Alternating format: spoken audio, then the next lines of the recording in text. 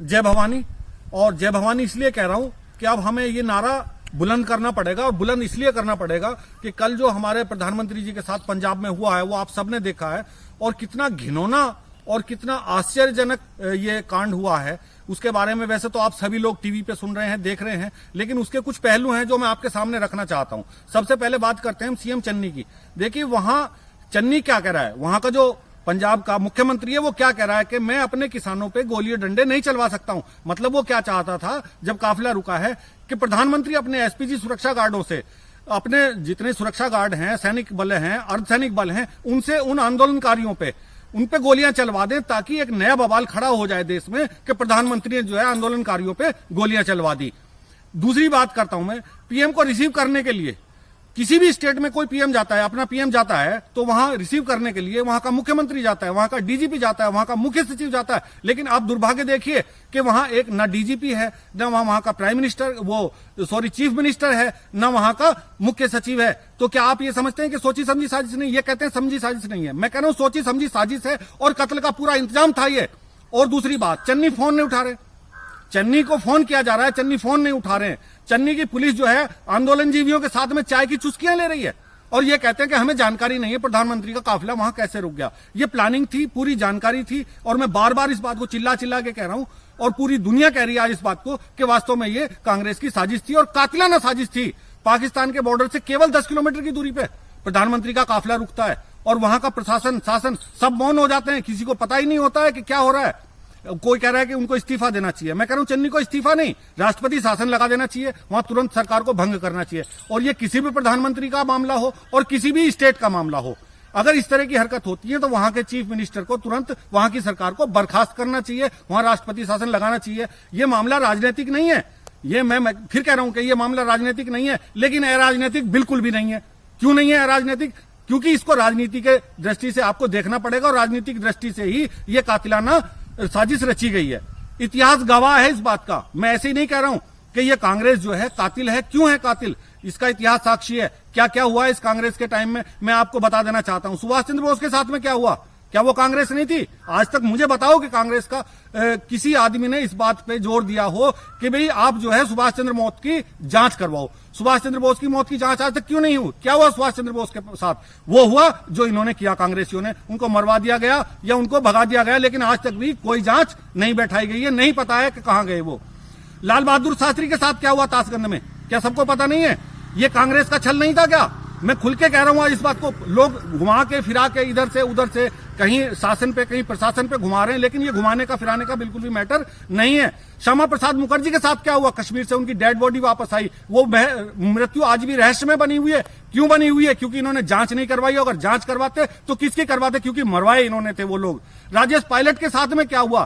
क्या ये दुनिया नहीं जानती है? ये भारत नहीं जानता है कैसे मारे गए राजेश पायलट? माधवराव सिंधिया के साथ क्या हुआ? क्यों मारे गए ये लोग? क्योंकि ये लोग आगे बढ़ना चाहते थे। और भाई साहब, ये एक अधिकार वाला परिवार है, इन्होंने एकाधिकार बना के रखा राजनीति में अपना, और बना के रखना चाहते हैं, इसीलिए आज तक उनकी मौत की जांच नहीं हुई। संजय गांधी इनके परिवार का सदस्य था, लेकिन उसको इंदिरा गांधी मरवा देती है। किसने मरवा दिया उसको? कांग्रेस ने नहीं मरवा दिया। कैसे? उसका प्लान ठीक ठाक जांच होने के बाद में भी क्रैश हो जाता है। तो ये लोग तो वो लोग हैं जो अपनों के नहीं हुए, तुम्हारे क्या हो सकते हैं, इस देश के क्या हो सकते हैं? इनकी मूल में, इनकी संस्कृति में विदेश का खून बसा हुआ है।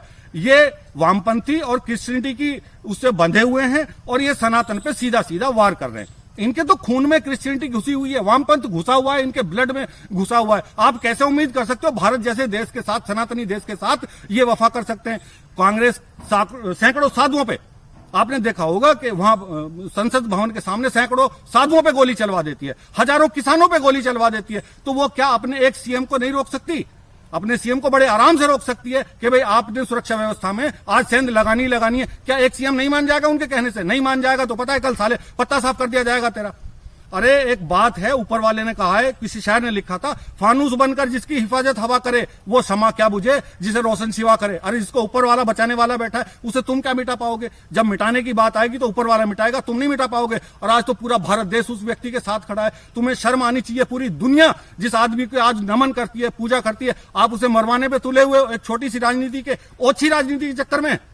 एक प्रवक्ता है, इतना बेशर्म है, एक क्या है, सब बहुत सारे हैं, लेकिन रणदीप सुरजेवाला की बात कर रहा हूं। एक दिग्गी राजा हैं, इतने बेशर्म हैं। वो पता है क्या कह रहे हैं? वो कह रहे हैं कि कांग्रेस वहां रैली में जो है बीजेपी की में भीड़ नहीं आने वाली थी, इसलिए इन्होंने ये ड्रामा रच दिया।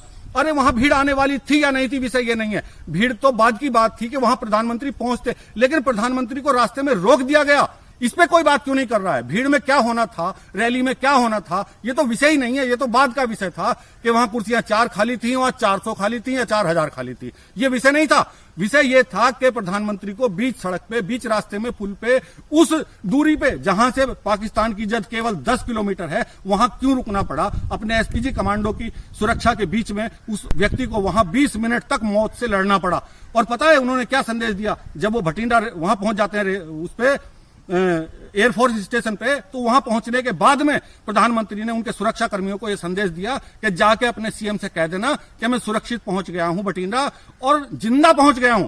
कितने शर्म की बात है। कोई कुछ कह रहा है, कोई कुछ कह रहा है, लेकिन इस बात पे कोई चर्चा नहीं कर रहा है कि वो वहां रोके क्यों गए।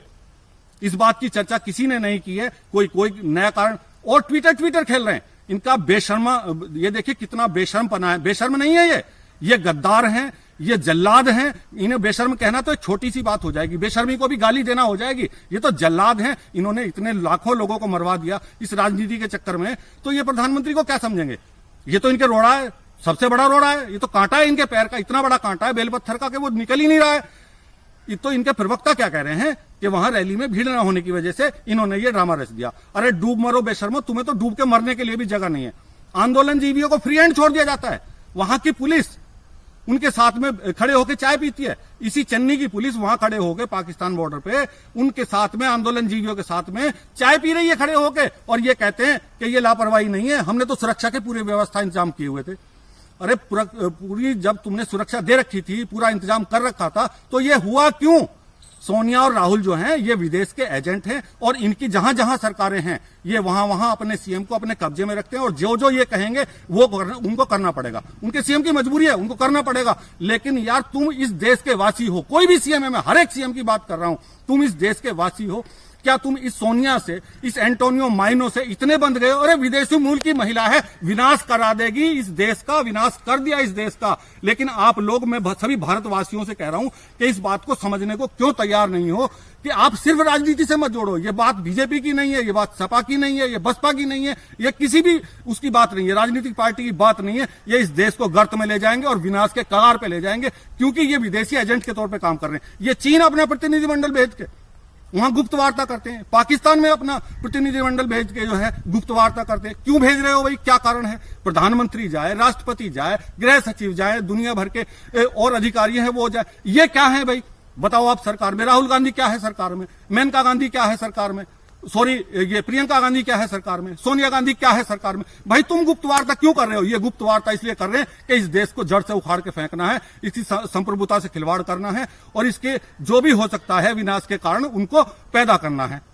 पंजाब के डीजीपी को सारी सूचनाएं, ये कहते कि पता नहीं है, पंजाब के डीजीपी को सारी सूचनाएं थी, सीएम को सारी सूचनाएं थी, लेकिन उसके बाद रूट इस तरह से बाधित होना ये छोटी मोटी बात नहीं है। मैं अभी सुन रहा था टीवी पे, उप मुख्यमंत्री है रंधावा जी, वो कह रहे थे कि पंजाबियों को जो है, आप पंजाब वालों को आतंकवादी साबित करना चाहते हैं, आंदोलनकारियों को। अरे आतंकवादी साबित नहीं करना चाहते हैं, ये मैं भी कह रहा हूं कि पंजाब में सभी लोग आतंकवादी नहीं है, लेकिन जो खालिस्तान का समर्थन कर रहे हैं वो कौन है, उन्हें बताया जाए। सभी पंजाबी देशभक्त हैं, हम कह रहे हैं पंजाबी देशभक्त हैं, लेकिन ये खालिस्तानी तो नमक हराम है, ये तो देश को बांटना चाहते हैं। और ये खालिस्तानी किसके इशारे पे काम कर रहे हैं? ये खालिस्तानी इशारे पे काम कर रहे हैं सोनिया गांधी के। ये खालिस्तानी किसके इशारे पे काम कर रहे हैं? राहुल गांधी के।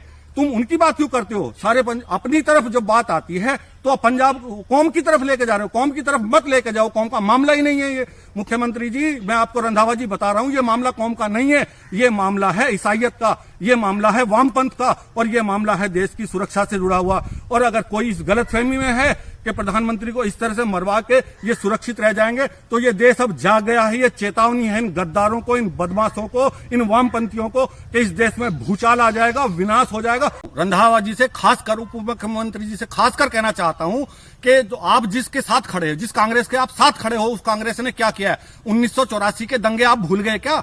जब कहा था राजीव गांधी ने कि जब बड़ा पेड़ गिरता है तो छोटे मोटे भूकंप आ जाते हैं। एक प्रधानमंत्री के मरने पे कई हजार, 8,000 से 10,000 लगभग सिख काट दिए गए थे। अरे आपको शर्म आनी चाहिए। आप उसके साथ खड़े हो, उस व्यक्ति के, उस विचारधारा के साथ खड़े हो जो खुलेआम सिखों का कत्लेआम करवाती है। आप पंजाबियों की आड़ लेके जो है कांग्रेस को ठीक साबित करना चाहते हो। पंजाबियों की आड़ लेके कांग्रेस ठीक नहीं हो जाएगी। पंजाबियों को ये याद रखना चाहिए कि ये वही कांग्रेस है जिसने टायरों में जला जला के, पेट्रोल छिड़क छिड़क के तुम लोगों को मरवा दिया था।